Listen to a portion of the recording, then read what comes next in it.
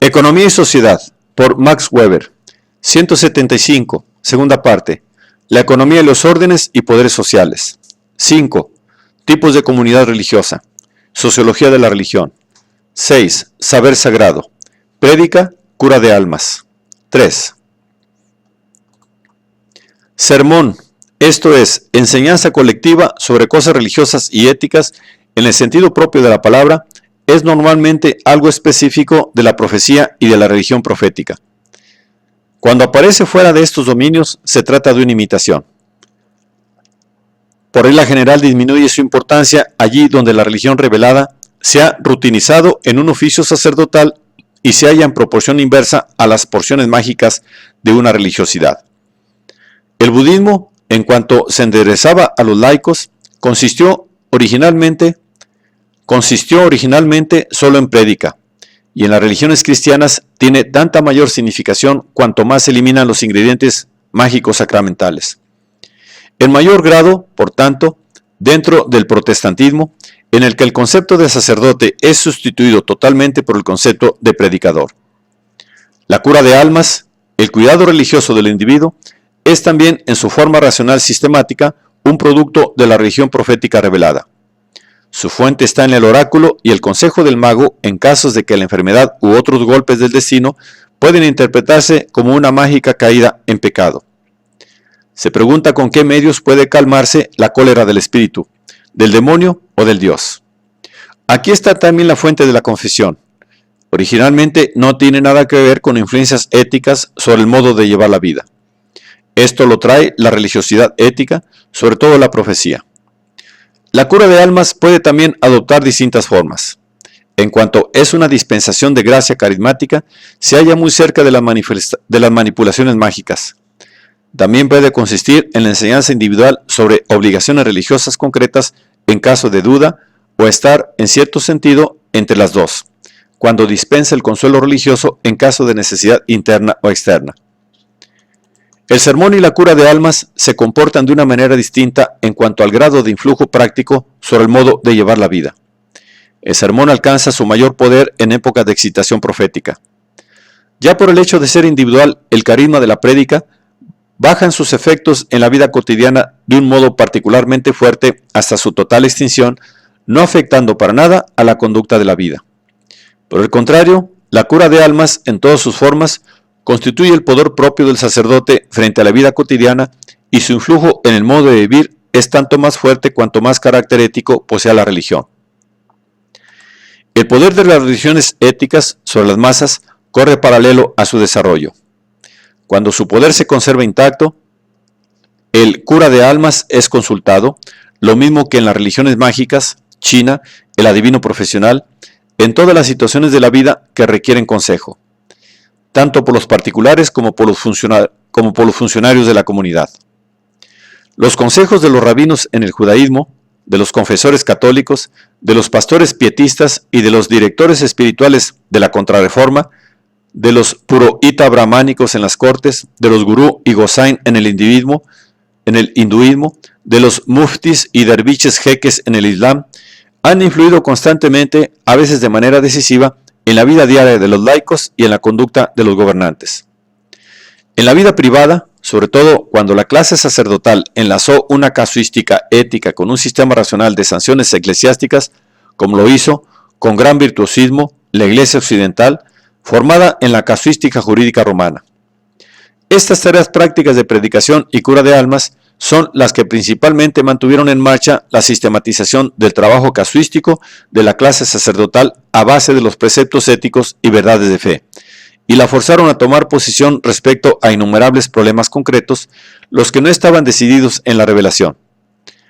El sermón y la cura de almas son también los que llevan a cabo la cotidianización concreta de las exigencias proféticas con preceptos casuistas y por lo tanto más racionales respecto a la ética de los profetas, y por otra parte acarrearon la pérdida de aquella unidad interna que el profeta había dado a la ética.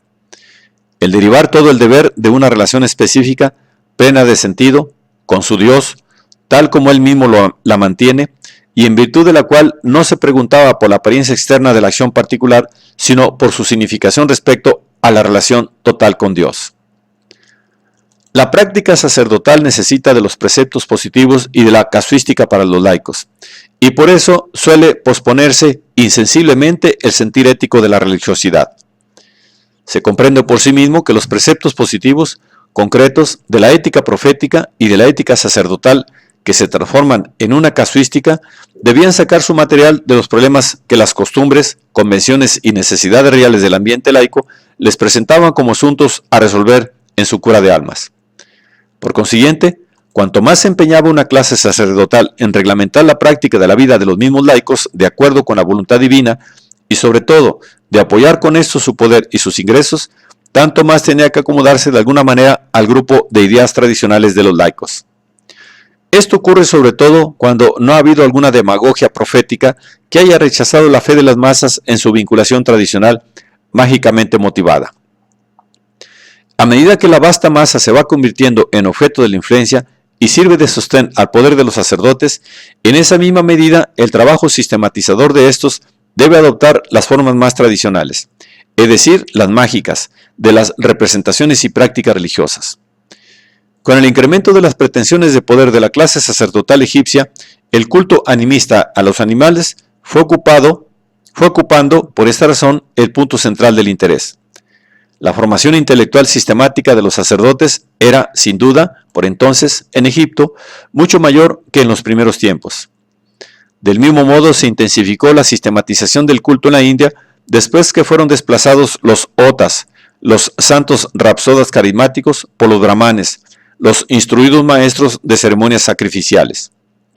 El Atharva Veda es, como producto literario, mucho más moderno que el Rig Veda, y también los Brahmana son mucho más modernos.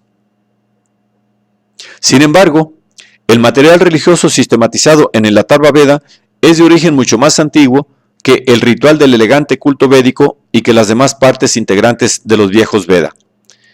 Es más bien un punto ritual mágico y en los brahmanes ha continuado después este proceso de popularización y magización al mismo tiempo que la religiosidad sacerdotal sistematizada. Como lo destaca Oldenberg, los cultos védicos más antiguos son cultos de las clases ricas. Por el contrario, el ritual mágico es patrimonio antiguo de las masas. Igualmente sucede con las profecías. Frente al viejo budismo, que alcanzó las cimas más altas de la noble contemplación intelectual, la religiosidad mahayana representó una popularización que se fue aproximando de un modo creciente a la pura magia o al ritualismo sacramental.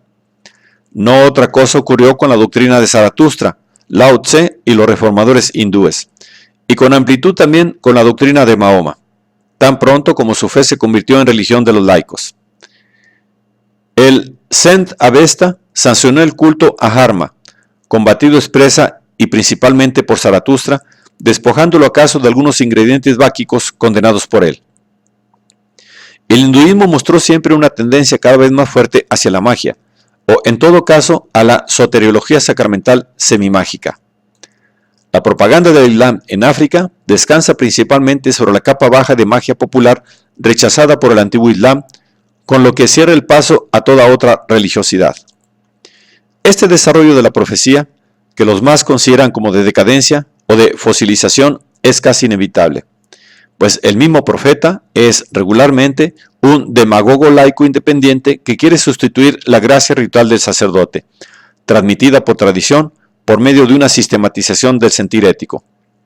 Pero, por lo general, su aceptación por los laicos descansa en que él posee un carisma y esto significa que es un mago, mucho mayor y más poderoso que los otros, que dispone de un poder inigualado sobre los demonios y sobre la muerte, resucita a los muertos y él mismo, llegado el caso, resucita de entre los muertos o hace cosas que ningún otro mago puede. De nada sirve que quiera precaverse contra tales imputaciones, pues después de su muerte el desarrollo sigue adelante, y para sobrevivir en las amplias capas laicas debe convertirse en objeto de culto, esto es, encarnar a un dios, o las mismas necesidades de los laicos cuidan de que, por vía de selección, perdure la forma de su doctrina que mejor se adapta a ellas. Estas dos clases de influencia, el poder del carisma profético y las costumbres estables de la masa, operan por consiguiente en muchos aspectos en direcciones contrarias. en el trabajo sistematizador de la clase sacerdotal.